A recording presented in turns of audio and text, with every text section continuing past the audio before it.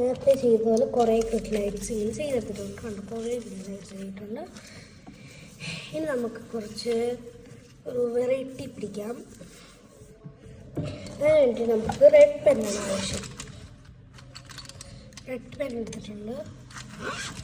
Red pen നമ്മൾ ചെയ്യേണ്ടത് എന്തൊക്കെയാണെന്ന് വെച്ചാൽ, റെഡ് പെന്നിൽ നമ്മൾ റിബൺസ് വരച്ച് കൊടുക്കാം നമുക്ക്.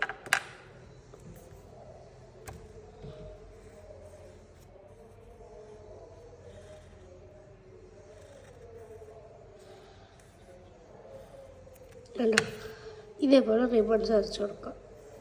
ഭയങ്കര ഈസിയാണ് ഈ റിബൺസ് വരയ്ക്കാൻ. ഫസ്റ്റ് നമ്മളിങ്ങനെ വരച്ചിട്ട്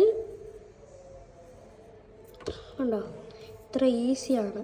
അപ്പോൾ ഇങ്ങനെ പല പല സ്ഥലത്തായിട്ട് നമുക്ക് ഇങ്ങനെ റിബൺസ് വരച്ച് കൊടുക്കാം.